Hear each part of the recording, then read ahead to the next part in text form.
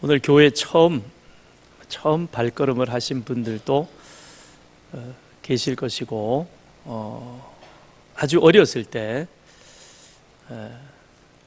이제 성탄절에 그때 과자도 주고 재밌는 연극도 하니까 한번 가보신 경험이 계신 분들도 계시고, 또 나도 한때는 열심히 앞에 찬양대처럼 그렇게 찬양도 하고 열심히 믿다가 그 다음 사는 게 너무 바쁘시고 또 일들이 많으셔서 좀 인생의 긴 방학에 들어가 계시다가 하여튼 오늘 옆에 있는 사랑하는 분들이 우리 한번 교회 안 가보겠냐, 오늘 우리 교회에서 영혼사랑 축제 하는데 한번 가보지 않을래?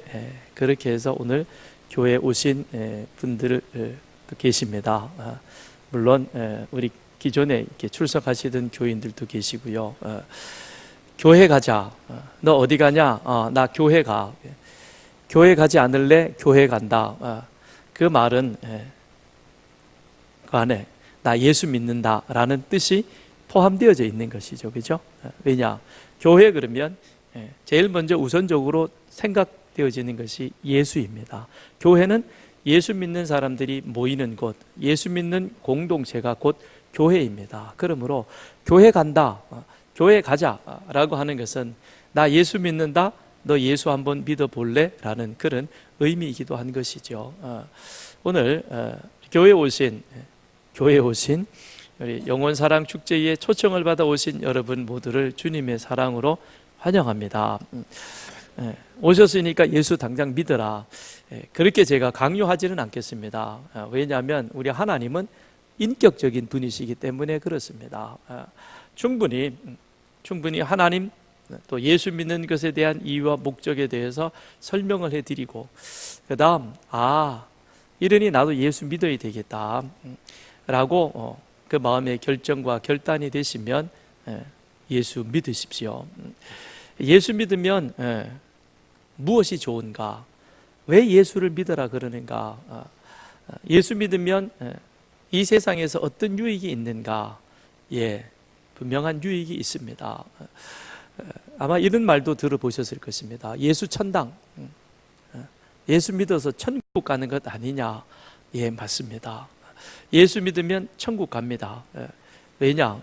우리는 다 이 세상에서 영원히 살 수 있는 존재가 아니고 이 세상의 삶은 유한해 정해져 있습니다. 요즘 의술이 많이 발달되어져서 100세 시대라고 말합니다. 물론 그 이전에 이 세상의 생을 마무리하시는 분들도 계시고 또 100년을 훌쩍 넘어서 사시는 분들도 계십니다. 아무튼 80이든 100이든 120이든 어쨌든 우리는 이 세상에서 영원히 오래도록 살지는 못하는 것입니다. 반드시 우리에게 있어서 마지막 때는 있다는 것입니다. 그런데 그 마지막을 우리가 어떻게 준비하느냐? 그래서 예수 천국, 예수 천당, 예수 믿으면 천국 가는 것라고 말씀합니다. 틀린 얘기는 아닙니다. 그런데 우리가 예수 믿는 궁극적인 목적이 천국 가는 것만이냐? 꼭 그것만은 아닌 것입니다. 맞는 말이긴 하지만 그러나 그것이 온전한 예수 믿는 목적에 100% 만족시켜주는 답은 아닌 것입니다. 왜 예수를 믿느냐? 예수 믿는 목적이 무엇이냐? 그것은 본래 관계 회복이라는 겁니다. 관계 회복이라는 것입니다. 관계 회복이다. 무슨 의미를 지니고 있는가? 요즘 우리나라가 다른 나라도 다 마찬가지겠지만 부동산 열풍 열기는 어느 나라를 막론하고 다 그것이 나라의 큰 해결해야 할 어려운 문제인 것이죠. 그런데 우리나라가 이제 서울권에 이 아파트 붐이 너무 세게 일어나니까 그것을 어떻게 좀 한번 잡아보겠다는 그런 심산으로 부동산 대책을 내놓았습니다. 그런데 별 효험이 없다 그래요. 그랬는데 그 대책이 있고 나서 얼마 있다가 어느 분이 잘 몰라요, 저도 그 사람을. 그런데 어떻게 저를 알고는, 그리고는 저에게 연락을 해서 이런 제안을 했습니다. 나에게 강남에 아파트가 여러 채 있는데 그 중에서 15억 이상 되어지는 큰 아파트가 하나 있는데 제가 목사님께 드리겠습니다. 아무 조건 없이. 물론 그런 일이 지금 일어나진 않았어요. 예를 들어서 상당히 실망하시는 것 같아요. 그 전화가 나에게 오기를. 아니요, 절대 전화가 갈 일도 없습니다. 여러분에게도. 그렇죠? 갈 일도 없어요. 근데 예를 들면 이제 제가 관계 회복에 대해서 설명을 하면서 예를 들어서 설명을 드리는 겁니다. 근데 제가 설마 해서 진짜 나에게 주겠느냐? 그게 아파트가 당신이 그거 모으느라고 얼마나 힘드는데 그걸 그냥 주느냐? 그냥 드릴 테니까. 그죠? 목사님이 죽을 때까지 거기서 그냥 내 집이다 생각하고 마음껏 쓰시라 그러는. 그러면 제가 어떻게 했어요?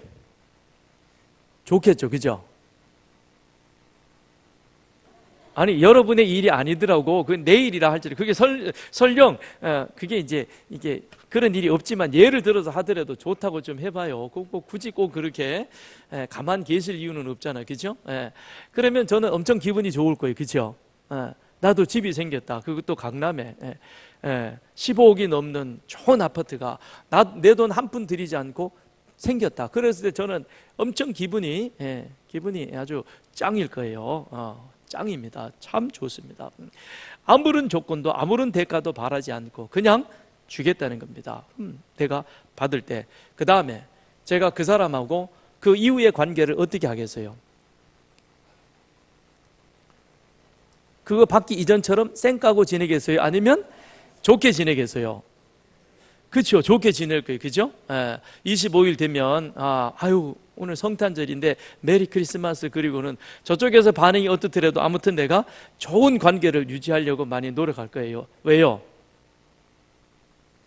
또 모르잖아요. 그것까지 줬는데 그 다음에 뭐 지금 텔레비전이 그거밖에 안 되네요.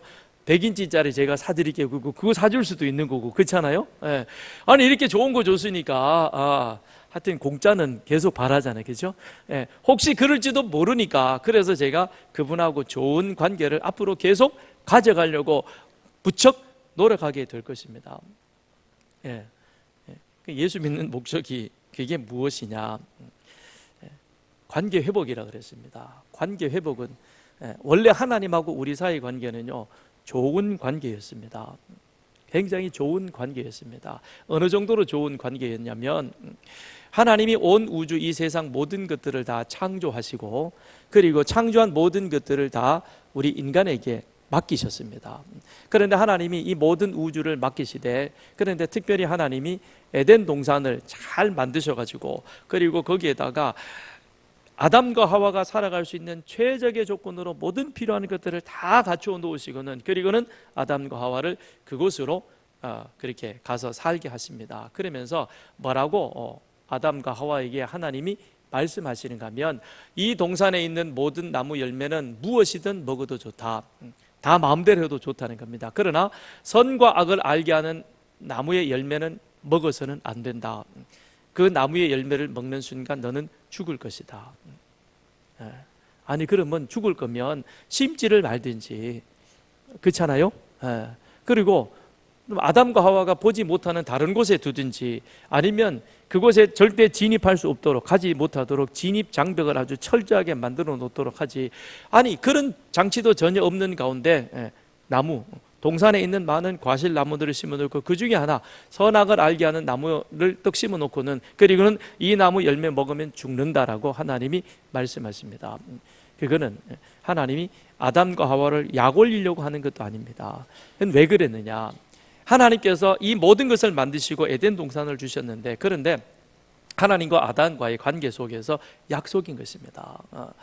내가 이것을 다 너에게 주되 그러나 너는 내가 창조주인 것만을 기억하라는 겁니다. 그러니까 아담과 하와가 매일같이 에덴 동산을 거니면서 그들이 필요한 여러 가지 많은 실과들이나 과실들을 그들이 채취할 때에 그때 선악과를 보게 될 것입니다. 그러면 그들 마음속에 아담 마음속에 무엇을 떠올리게 되느냐? 하나님은 너무 좋으신 분이야. 이 좋은 것들을 다 만들으셔가지고 나에게 어떤 요구도 어떤 대가도 바라지 아니하시고 이것을 다 이용할 수 있도록 나에게 다 그냥 주셨어. 그래서 내가 지금 여기서 이렇게 하와랑 이렇게 행복하게 잘 사는 거야. 너무 좋아. 그러면서 선악과를 바라보면서 아담은 무엇을 생각합니까? 하나님이 이 모든 것을 나에게 그냥 주셨어. 그래서 나는 이것을 누리는 거야 라는 생각을 아담 마음속에 늘 품게 하는 것입니다. 그래서 하나님과의 관계를 계속해서 잘 유지해 가도록 하기 위해서 하나님은 선악과를 에덴 동산 가운데 두셨다라고 하는 것입니다. 그런데 그런 하나님과의 약속, 하나님의 기대를 이 아담과 하와가 저버리는 겁니다. 어떻게 저버리느냐?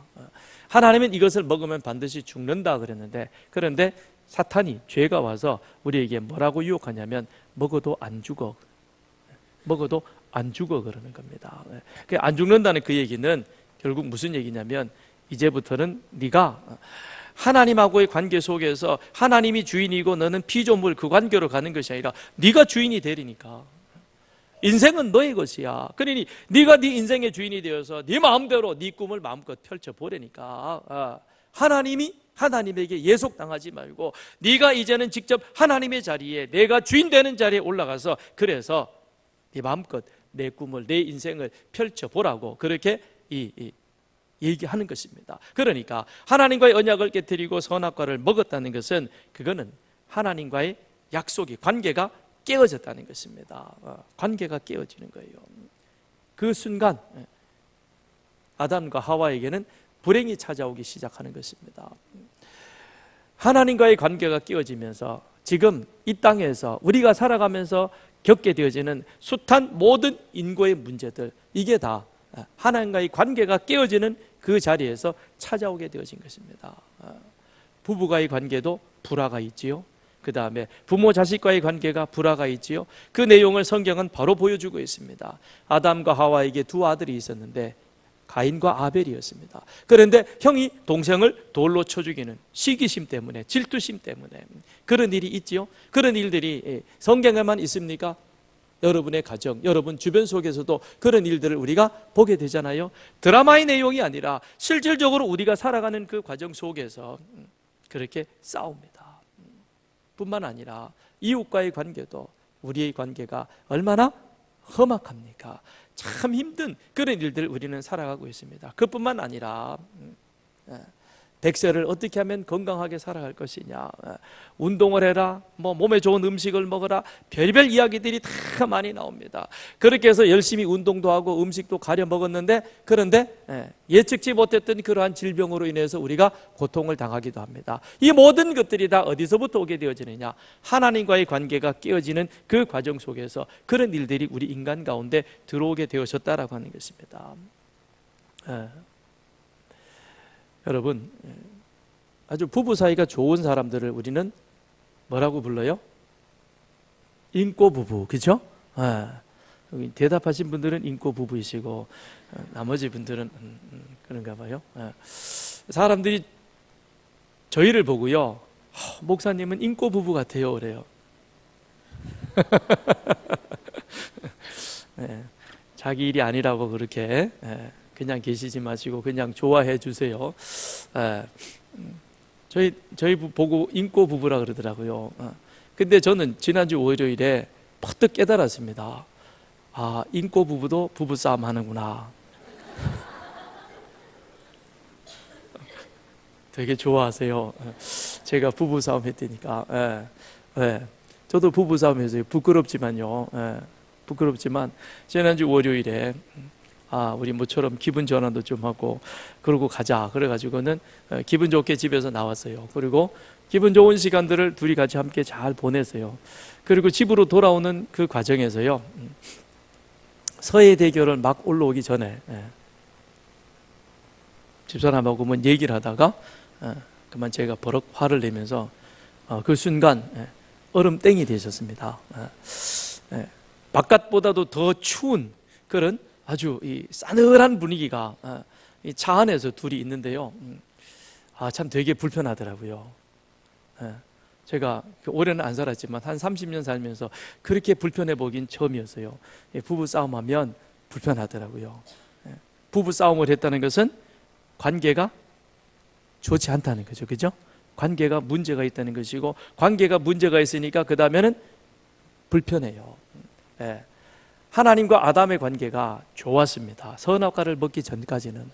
그래서 아담이 어느 곳에 있든지 하나님이 오시면 아담이 나가서 같이 하나님과 대화하며, 그리고 하나님 만드신 모든 것들을 이름을 지으면서 그러면서 같이 사이좋게 지냈는데, 그런데 아담이 선악과를 먹고 하나님과의 관계가 깨어지면서, 그러면서 아담은 하나님을 만나는 것이 불편합니다. 두렵습니다. 그래서 피하는 거예요.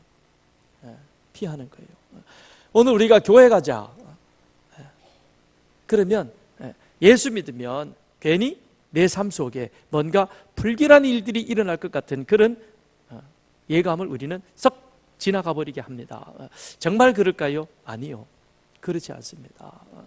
관계를 회복시켜야 되는데, 관계를 회복시켜야 우리가 이 세상을 살아가면서 불편한 여러 가지 모든 일들, 불행한 일들이 그것이 더 좋은 자리로 나아갈 수 있는데, 그런데 그렇게 되어질까 봐 죄가, 사탄이 계속 그것을 방해하는 것입니다. 그래서 교회도 못 가게 하고 예수도 못 믿게 하고, 그리고 여전히 하나님과 상관없는, 야, 인생은 네 것이야, 네가 네 주인이 되어가지고 네 마음대로 살아야지, 왜 교회에 하나님에게 예속되어가지고 이렇게 저렇게 그렇게 살아가야 되느냐, 그거는 옳은 것이 아니냐라고 그렇게 우리에게 또 다른 생각을 주게 되어진다라고 하는 것입니다. 여러분, 관계가 깨어지면 불편한 것입니다. 오늘 우리가 불행하다, 힘들다라고 말하는 것, 돈이 없어서, 명예가 없어서, 권력이 없어서 아니요. 돈이 없으면 불편할 뿐이지 불행하지는 않는 것입니다. 그런데 왜 그런 생각들이 드느냐? 관계가 깨어졌기 때문에 그러하다라고 하는 것입니다. 너무 많이 지나가 버렸네. 네. 연세대학교 명예 교수이신 김형석 교수님 계시죠. 100년을 살아보니 내년이 되어지면 그분이 100세가 되어지는데, 그분 책에 그가 이런 고백을 합니다. 부를 가진 이도 명예와 권력을 가진 이도 많이 만났지만 행복에는 정답이 없더라. 돈이 많으면 행복할 줄 알았습니다. 권력의 자리에 있으면 뭐든지 자기 마음대로 할 수 있으니까 행복할 것이다, 그런 줄 알았습니다. 그런데 그렇지 않더라는 거예요. 부를 가진 사람도, 명예와 권력을 가진 이도 이 김영석 교수님께서 많이 만나보았지만, 그런데 정말 당신을 행복하게 만든 것은, 그것은 사랑하는 이들, 자기 아내 20년 동안 병수발하고, 그리고 자녀들을 말씀으로 잘 키우고, 어려서부터 알게 되진 하나님의 말씀을 그의 삶 속에서 실천하면서 힘들고 어려운 자리에 있는 자들에게 가서 정말 자신이 더 섬기는 그와 같은 삶을 살아갈 때, 그들을 위해서 내가 더 낮은 자리에서 힘든 부분을 감당했을 때, 그게 바로 나에게 참 행복이다라고 하는 사실을 그가 깨달았다는 겁니다. 그러니까 결국 행복은 무엇입니까? 우리가 바라는, 내가 열심히 돈 벌고 내가 돈 많고 내가 높은 권력의 자리에 있으면 그러면 나는 충분히 행복할 것이다. 아니요. 사탄은 지금도 끊임없이 우리에게 그런 유혹을 하면서 우리로 하여금 어디로 내몹니까? 수단 방법을 가리지 말고 돈을 벌어, 개같이 벌어서 정성같이 쓰면 되는 거야 라고 그렇게 우리를 유혹하고 있습니다. 그렇지 않다라고 하는 것입니다. 그것이 바로 무엇이냐? 오늘 본문에서 우리가 읽었던 이 야곱의 이야기인 것입니다. 야곱의 삶은 하나님과 깨어진 관계 속에서 야곱이 자기 마음대로 자기 멋대로 열심히 살았는데, 그런데 그 삶의 끝이 결국 무엇이냐? 혼자 남게 되었고 죽음과 직면하게 되어졌다는 것입니다. 그랬는데 그 상황 속에서 그가 다시금 하나님과의 관계를 회복하고 났더니 그 다음엔 어떤 일이 벌어졌느냐? 자기에게 어둠이 물러가 버리고 브니엘의 그 아침 햇살이 자기를 비춘 같이 자기의 삶이 바뀌어졌다라고 하는 것입니다. 그 내용을 지금 오늘 우리가 잠깐 읽었습니다. 조금 더 제가 설명을 드리면 이런 내용입니다. 이삭에게 쌍둥이 아들이 있었습니다. 형의 이름은 에서이고 동생의 이름은 야곱입니다. 그런데 어느 날 형 에서가 들판으로 사냥을 하러 갔습니다. 그런데 가서 하루 종일 짐승을 잡으려고 노력을 했는데 한 마리도 잡지 못하고 저녁 늦은 시간에 빈털터리가 되어서 아주 지치고 힘든 모습으로 집으로 돌아왔습니다. 너무 배도 고픕니다. 들판을 하도 뛰어다녔더니. 그런데 마침 동생이 집에 와서 보니까 죽을 쓰고 있는 거예요. 오늘 점심이 팥죽입니다. 오늘 동지죠? 어제 저녁부터 팥죽을 삶고 오늘 보니까 아주 주방에서 맛있게 하는데요. 가셔서 이따가 점심에 맛있게 드시기 바랍니다. 절대 장자권은 달라고 하지 않을 테니까 그냥 드십시오. 근데 이제 예서가 보니까, 형이 보니까 동생이 죽을 맛있게 쑤는데 너무 맛있는 거예요. 근데 여러분 한번 생각해 보세요. 형이 그렇게 들판에 가서 열심히 일하다가 돌아왔으면, 근데 빈손으로 왔어요. 그러면 동생이, 그 형이 애처로워 보여서 죽 한 걸 그냥 줘야 되겠죠, 그죠? 여러분 안 주실 거예요? 대답을 안 하시는 거 보니까 그냥 주는 게 그게 가족이고 형제잖아요. 그렇잖아요? 그래 줘야 되는데 이 동생이 안 주는 거예요. 형이 배고파가지고 야, 죽 맛있겠다. 형 배고프지? 얼른 죽 한 그릇 먹어. 그리고는 앉아. 그리고 죽 퍼다 주면서 형 보고 먹어라 그래야 그게 동생이고 그게 가족이고 그게 형제인 것이지. 그런데 이 동생 하는 짓이 뭐라고 하느냐? 그냥 못 줘. 그럼 어떻게 해? 형 장자권 나인데 줘. 자, 이런 동생을 보고 우리는 뭐라고 표현해요? 여러분이 못하시는군요. 싸가지 없죠, 그죠? 정말 이건 싸가지 없는 거예요. 세상에 이런 동생이 어디에 있습니까? 그 형이 배는 고프고 밉기는 하지만 그래도 그래 장자권 주지 뭐. 그리고는 장자권을 주고 죽 한 그릇을 먹고 허기를 때웠습니다. 그리고 나서 또 얼마 지난 후에 아버지가 형을 부릅니다. 형을 불러서는 야, 내가 살 날이 이제 며칠 안 남았는데, 그런데 너 얼른 사냥 가서 내가 좋아하는 그런 고기, 음식을 만들어서 나에게 가져와라. 그러면 내가 너를 마음껏 축복해 주겠노라. 그 이야기를 엄마가 들었어요. 그리고는 그 동생 야곱에게 또 이야기를 하는 겁니다. 그러면서 엄마가 맛있는, 아버지가 즐기는 그 맛있는 음식을 만들어서 동생 손에 들려주면서 네가 대신 가서 형 대신 아버지의 축복을 받으라. 축복을 가로챘어요. 근데 이 사실을 나중에 형이 알았습니다. 화가 날까요? 안 날까요? 그렇죠. 화 안 나면 그건 사람이 아니죠, 그죠? 화가 나는 거예요. 그래가지고는 동네방네 다니면서 내 동생 저놈 죽여버릴 거야, 죽여버릴 거야 그랬어요. 그러니까 엄마가 들으니까 큰일 났어요. 이건 지금 아들 둘을 한꺼번에 이렇게 생겼으니까. 그러니 엄마가 얼른 수를 씁니다. 어떻게 하느냐? 외갓 자기 친정으로 자기 아들을 보내버리는 거예요. 그래서 야곱은 외갓집에 가서 20년 동안 외삼전 밑에서 온갖 서름과 구박을 다 받으면서 지냅니다. 그런데 그 20년 동안 야곱이 정말 구박 속에서도 서름 속에서도 그래도 열심히 일해가지고 큰 재산을 모았습니다. 엄청난 재산을 모으고 그리고 그곳에서 결혼까지 했어요. 그래서 아내 둘에다가 그리고 첩 둘, 거기에다가 아들이 12에다가 딸 하나까지, 그렇게 큰 재산을 모아가지고 마침내 20년 만에 고향으로 돌아옵니다. 금이 환영하는 것이죠, 그죠? 얼마나 기분이 좋겠어요. 그런데 좋은 것도 한순간, 금방 들려오는 소식이, 형이 어떻게 알았는지 자기가 돌아온다는 소식을 알고는 자기를 마중 나오는데, 알고 보니까 죽이러 오는 거예요. 400명의 군사를 데리고 자기를 마중 나오는 거예요. 어떻게 하면 좋아요? 이제는 꼼짝없이 야곱이 형한테 맞아 죽게 생겼습니다. 그게 지금 오늘 내용인 거예요. 야, 큰일 났구나. 큰일 났구나. 형이 저렇게 400명의 사람을 데리고 나를 마중 나온다는데, 그러면 나는 이제 형 손에 꼼짝없이 죽게 되었다. 여러분 생각을 해보십시오. 여러분이 애쓰고 수고하고 고생해가지고 돈 모으고 그래서 좋은 집도 사고 그 다음에 열심히 노력해가지고 높은 권력의 자리까지 올라갔습니다. 그래서 이제는 진짜 나도 한번 떵떵거리며 살아봐야 되겠다 그랬는데, 그런데 죽을 위기에 처했습니다. 여러분, 내가 죽어버리면 내가 모았던 그 많은 재산과 내가 가지고 있는 명예와 권력이 소용 있어요, 없어요? 소용없는 거예요. 아무 소용없는 거예요. 내가 살아있어야지.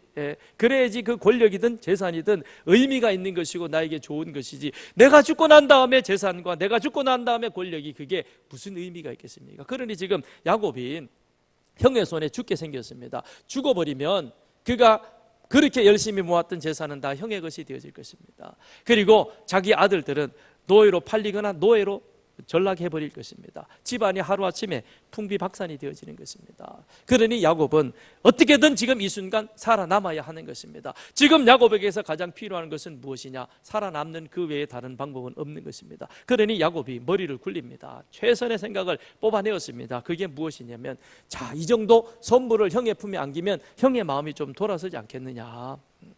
그리고 그래도 만일 안 되면 자기 이 가축을 두 때로 나눕니다. 그래서 한때는 이렇게 가다가 만일 형이 선물을 받고도 마음이 풀리지 않아가지고 우리를 공격하면, 그러면 나머지 한때는 재산은 저쪽으로 피해 가겠다는 겁니다. 그러면서 자기 가족 자식들도요, 두 첩을 먼저 앞에 세우고, 그리고 첩의 자식들을 그 앞에 세우는 거예요. 세상에 이런 아버지가 있나요?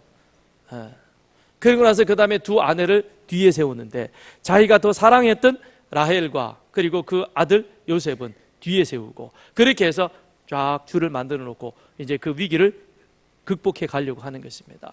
그런데도 마음이 안 놓이는 거예요. 나름대로 이 머리 저 머리 굴려가지고 이 고난을, 이 난관을 어떻게 해결해 볼 것인가. 그리고는 머리를 굴렸는데도 그래도 마음이 편치가 않습니다. 진짜 형의 마음이 돌아설는지 확신이 생기지 않습니다. 그러니 어떻게 합니까? 오늘 읽었던 본문 22절에 밤입니다. 야곱에게 있어서 캄캄한 인생의 밤이 찾아오게 되어진 것입니다. 그 힘으로 이제는 그가 아무리 어떤 수단 방법을 취할지라도 400명의 군사를 데리고 오는 그 형 에서의 그 문제 앞에서 그는 더 이상 이제 해결할 방법이 없습니다. 그러니 그 혼자 끙끙대면서 그러면서 24절에 보세요. 그 밤에 야곱은 홀로 남았더니, 그렇죠? 여러분, 우리에게도 이런 인생의 때가 있습니다. 내가 열심히 노력하고 애쓰고 수고하고 막 잘 나갈 때는요, 옆에 사람도 많아요. 우리 아버지 최고다 그러고요, 당신 없이는 못 살아요 막 그러다가도 정말 크고 어렵고 힘든 시련의 때가 찾아오면요, 그 옆에서 그렇게 나를 좋아했던 사람들은 다 어디 가버리고 내 주변에 아무도 없이 나 혼자 홀로 남는 이 시간이 우리에게 찾아온다는 것입니다. 그런데 내 혼자 있어도 그 문제를 내가 감당하기 어려운 것입니다. 그러니 밤새도록 끙끙 알아보았자 문제에 대한 해답은 찾지를 못하는 거예요. 너무 스트레스를 받으니까 원형 탈모증도 생기고, 너무 고통이 심하니까 먹어도 소화 안 돼서 신경성 소화불량 이런 것도 걸리고, 그런 것 우리가 한두 번 쭉 경험해 보신 분들도 계시죠. 어떻게 해결합니까? 해결할 방법이 없습니다. 그 밤에 야곱 혼자 끙끙거리며 그렇게 지나가고 있는 것입니다. 그런데 그 24절 후반에 보면 계속해서 성경은 이렇게 말씀하고 있습니다. 야곱은 홀로 남았더니 어떤 사람이 날이 새도록 야곱과 씨름하다가 혼자 남아 있는데, 그런데 어떤 사람이 야곱에게 찾아왔습니다. 그 밤에. 그런데 이 어떤 사람이 누구이냐라고 하는 것이죠. 29절에 가서 보면요, 29절에 보면 야곱이 청하여 이르되 당신의 이름을 알려주소서. 그 사람이 이르되 어찌하여 내 이름을 묻느냐 하고 거기서 야곱에게 축복한지라 그랬습니다. 야곱을 축복했습니다. 야곱을 축복한 사람이 누구이냐? 야곱을 축복할 수 있는, 우리를 축복할 수 있는 사람은 하나님밖에 없습니다. 그렇기 때문에 여기서 야곱에게 그 밤에 혼자 앉아있는 홀로 남은 야곱에게 찾아와서 씨름을 걸어온 사람은 다름 아닌 하나님이신 것입니다. 야곱이 하나님께 씨름을 붙은 것이 아니라 하나님이 야곱에게 씨름을 걸어온 것입니다. 왜요? 왜 하나님이 야곱의 문제에 개입해 들어왔습니까? 왜 하나님이 야곱의 인생에 개입해 들어온 것입니까? 이유가 있습니다. 주인을 바꾸라는 겁니다. 야, 지금까지 너의 인생이 내 주인이 되어서 살아왔지. 그런데 결과는 무엇이냐? 자, 그동안 네가 일구었던 모든 것, 너 죽고 나면 누구 것 되느냐? 누구의 것이 됩니까? 내 것이 되느냐? 행복하냐? 아니지. 그러니 이제는 어떻게 하라? 주인을 바꾸라는 거예요. 너의 인생의 주인은 네가 아니야. 나 여호와 하나님이 내 인생의 주인이야. 주인 바꾸라고 하나님께서 야곱의 그 문제에 개입해 들어온 것입니다. 직접 개입해 들어오신 거예요. 아니 그 이전에도 하나님은 수시로 야곱의 삶에 개입해 들어오셨죠. 그런데 그때마다 야곱은 어떻게 했습니까? 죽을 만한 위기는 아니니까 자꾸 쳐버린 거예요. 하나님 그만하세요. 그만 들어오세요. 내 인생 내가 알아서 잘 살 것입니다. 아이 좀 그만 간섭하세요. 제가 알아서 할게요. 그리고는 계속 하나님을 거부해 갔던 것입니다. 그러나 이제는 하나님을 거부할 상황이 아닌 것입니다. 날이 밝으면 이 강을 건너면 죽어야 되는 그 상황인 것입니다. 어디를 더 피하겠습니까? 바로 그와 같은 절체절명의 순간에 하나님께서 이제는 야곱의 삶에 아주 깊숙이 개입해 들어왔습니다. 깊숙이 들어와서 하나님께서 자 이래도 주인 안 바꿀래? 라고 말씀을 하시는 것이죠. 그런데 야곱과 씨름을 하는데 25절에 가서 보면 표현이 재밌게 되어 있습니다. 자기는 누구냐면 하나님이죠. 어떤 사람? 하나님이죠. 그가 야곱을 이기지 못함을 보고 그랬습니다. 하나님이 야곱을 이기지 못한다? 자, 이제 저를 잘 보시고 설명을 들어보십시오. 하나님이 야곱을 이기지 못한다. 왜요? 야곱이 워낙 씨름 기술이 좋아서 이만기보다 기술이 더 좋기 때문에 못 이겼다. 야곱이 워낙 잔머리 굴리는 기술이 탁월하기 때문에 하나님이 야곱의 이 수를 미처 알지 못해가지고 이기질 못했다. 2번. 아니요. 여러분, 야곱을 이기지 못하는 아무리 기술이 좋고 아무리 수단이 좋은 사람도 이기지 못하는 하나님이라면 우리는 하나님을 믿을 이유가 없어요. 그렇죠? 그리고 오늘 여러분이 이 자리에 나올 이유도 없는 겁니다. 하나님이 그러면 야곱을 이기지 못했다는 그 의미는 무엇이냐? 두 가지예요. 하나는 주인을 바꾸라고 하나님이 그렇게 강력하게 권면함에도 불구하고 그래도 끝까지 고집을 부리는 사람, 하나님은 그 사람을 그냥 그대로 내버려 두는 것입니다. 내버려 두는 거예요. 하나님을 믿지 않는 사람, 하나님을 모르는 사람, 또는 하나님을 아는 지금 예수 믿는다라고 말하는 그 사람 가운데서도요, 자기 고집을, 자기 주장을 하나님 앞에서 끝까지 꺾지 않고 그대로 살아가는 사람이 있습니다. 물론 하나님을 모르는 사람이 하나님을 모르니까 그랬다 손 치더라도요, 이미 하나님이 누구이신지를 알고 자기 입으로 나는 예수를 나의 구주로 고백합니다라고 그렇게 해서 세례까지 받으면서 예수 믿은 그 사람 가운데, 이 교회 안에서 지금 예배를 드리고 이미 예수 믿고 있는 사람 가운데서도 입으로는 예수를 믿는다고 말하며 머리로는 예수가 어떻게 나를 위해서 그와 같은 일들을 하셨는가를 알면서도 실질적인 삶 속에서는 자기 마음대로, 자기 생각대로, 자기 뜻을 굽히지 않고 살아가는 사람이 있습니다. 그런 사람은요, 하나님께서 결국 그 뜻대로 그냥 그대로 내버려 두십니다. 쉽게 예를 들면 이런 것이죠. 자식이 말을 안 들어요. 지독하게 안 들어요. 이렇게 하라 그러면 저렇게 하고, 저렇게 하라 그러면 이렇게 하고, 아주 청개구리보다 더 말을 안 들어요. 그러니 엄마가 걔를 위해서 그냥 때리기도 해보고 달래기도 해보고 기도도 해보고 별의별 수단 방법을 다 썼는데도 이 자식이 말을 도대체 안 들어요. 정말 안 돼요. 엄마 속을 너무너무 썩이는 거예요. 그러면 나중에 하다가 엄마가 어떻게 해요? 하다 안 되면 뭐라 그래요? 여러분 잘 쓰는 말이잖아요. 자식 속 썩이면 뭐라 그래요? 그래 네 맘대로 해먹으라 그러죠. 그죠? 네 맘대로 해먹으라 그러는 거예요. 하나님이 지금 이기지 못한다는 것은 그런 의미인 거예요. 야, 네 맘대로 해. 네 맘대로 해. 그 가서 살아봐. 죽든지 살든지 네가 알아서 해. 네가 책임져야 되는 것이죠. 그렇죠? 이기지 못한다는 건 첫 번째 그런 의미인 거예요. 끝까지 고집 부리면 하나님도 어떻게 하십니까? 내버려 두는 거예요. 여러분, 우리 하나님은요, 인격적인 하나님이십니다. 억압적으로 강압적으로 너 예수 안 믿을래? 예수 안 믿으면 죽여버릴까? 이게 아니에요. 하나님이 충분히 많은 기회를 주십니다. 자기 인생의 주인이 하나님 되심을 하나님은 여러 번 기회를 주십니다. 수많은 기회를 통해서 하나님이 당신의 내 삶의 주인으로 들어오시기를 원하십니다. 그런데 끝끝내 거부하면 하나님이 어떻게 하십니까? 그래, 네가 그럼 책임져서 네 마음대로 살아. 그렇게 되어지는 거죠. 그 다음에 두 번째는 이기지 못한다는 것은 무엇이냐면 야곱의 눈높이에 맞추어서 하나님께서 그 시간을 통해서 계속해서 야곱이 하나님을 좀 더 알아가길 원하며 깨달아가길 원하고, 그리고 하나님의 그 계획 속에 마침내 야곱이 들어가기를 원하시는 겁니다. 그 긴 밤 시간 동안 하나님이 이 야곱하고 붙들고 씨름하는 그 이유는 그거는 단 1, 2분의 시간이 아니라 오랜 시간이었습니다. 왜요?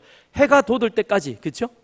그 긴 밤 동안 하나님이 야곱을 붙들고 씨름한 이유는 야곱의 눈높이에 맞추어서 야곱이 하나님이 어떤 분이신가, 자기 인생 속에 야곱이 하나님이 어떻게 개입해 들어오셔서 어떻게 지금 여기까지 자기를 이끌어 오셨는가 하는 사실을 야곱이 깨달아 알아가기를 원하는 것이죠. 야곱이 형한테 속여가지고 장자권을 죽 팔아가지고 뺏은 것, 그 다음에 아버지를 속여서 축복권을 빼앗아낸 것, 그 다음에 삼촌 라반 집에 가가지고 그리고는 온갖 수단 방법을 다 동원해서 그냥 재산 모으는 일에만 몰두했던 일들, 그 가운데 하나님께서 하나하나 어떻게 자기의 인생 가운데 개입해 들어오셨는가 하는 것을 생각나게 하는 겁니다. 깨닫게 하는 겁니다. 그렇게 해서 야곱으로 하여금 어떻게 하는 겁니까? 하나님의 크고 놀랍고 위대한 계획 속에 야곱을 계속해서 끌어올리는 것이죠. 끌어올리는 겁니다. 그렇게 해서 야곱이 그 안에서 결단해서 하나님을 의지할 수 있는 그와 같은 새로운 계기를 하나님은 만들어주고 계십니다. 그런데도 야곱이 그렇게 버티니까 하나님이 어떻게 하십니까? 25절에 보면 야곱의 허벅지 관절을 치매. 자, 결정적인 순간이죠.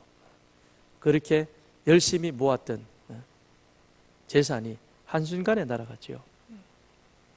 하나님은 때로 우리의 가정을 치기도 하고요, 건강을 치기도 하고요, 옆에 있는 사람들을 치기도 하고요.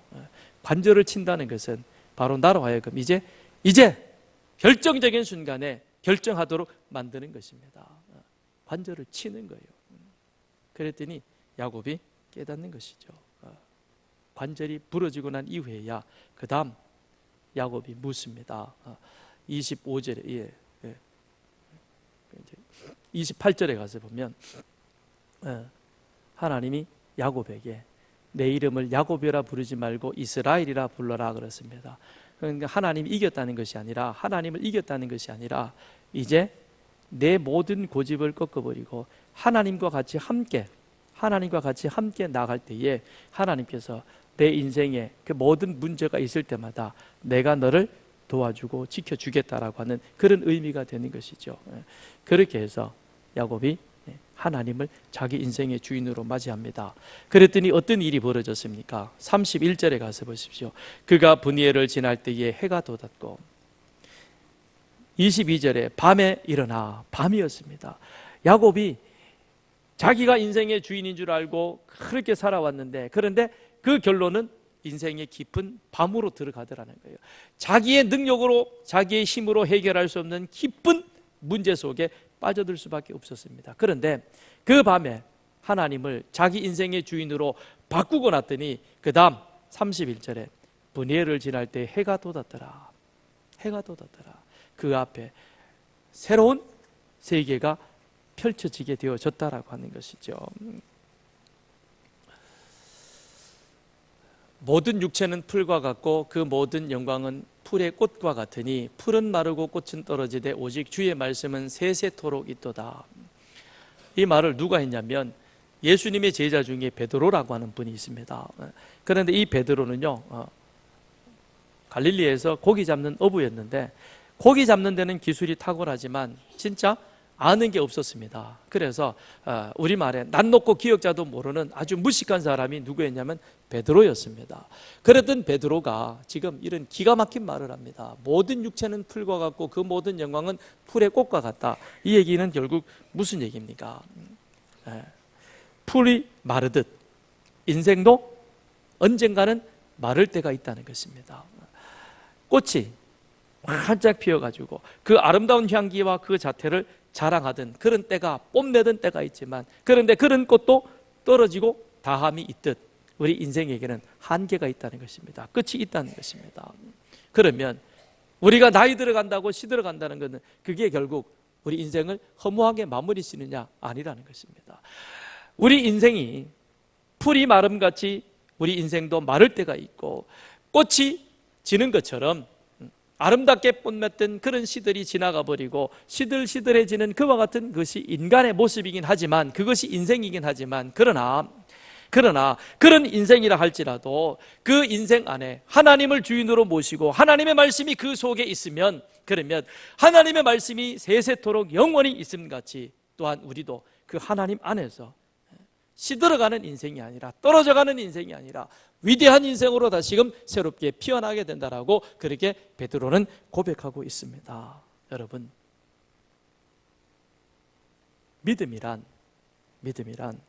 새 주인과 함께 살기 위해서 옛 주인을 버리는 것입니다. 지금까지 우리는 내 인생의 주인을 난 줄 알았습니다. 그래서 내 인생은 내 것이고 오늘의 주인공은 나야, 나, 그러면서 우리는 힘차게 외쳤습니다. 그런데 알고 보니까 오늘의 주인공이 내가 아니라 하나님이신 겁니다. 내 인생의 주인이 하나님이심을 우리가 깨달았습니다. 그러면 예수 믿는다는 것은 그거는 다름이 아니라 내 인생의 주인을 이제는 하나님이심을 고백하는 것입니다. 하나님을 내 인생의 주인으로 인정하고 그리고 예수님과 동행하며 살아가는 것, 이게 바로 무엇입니까?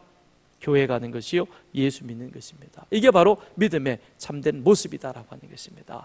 그게 바로 관계 회복이 되어지는 것입니다. 우리가 부족해도, 우리가 모자라는 부분이 있을지라도 하나님을 주인으로 모시고 예수님과 함께 동행하며 그 인도하심을 따라 살아가게 되어지면 우리의 짧은 인생이지만 우리는 시간이 지나갈수록 쇠할 수밖에 없는 그런 존재이지만, 그러나 하나님이 영원하심 같이 우리 또한 위대한 인생을 살아갈 수 있을 것입니다. 사랑하는 이 자리에 초청받아 오신 여러분의 주인을 누구로 두시겠습니까?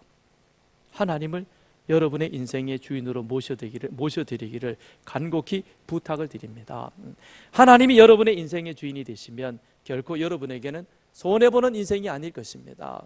육신은 쇠하고 말라갈지라도 우리 안의 영혼은 더 위대하고 더 아름다운 삶으로 나아가게 될 줄 믿습니다. 지금 이 시간 이제 내가 내 인생의 주인이 아니라 하나님을 내 인생의 주인으로 삼고 나도 더 멋진 위대한 삶을 살아가길 원하신다면 이 시간 마음속에 결단하십시오. 그리고 손을 여러분의 가슴 위에 얹으십시오. 제가 그분들을 위해서 기도해 드리겠습니다. 우리 같이 기도하겠습니다. 하나님 아버지,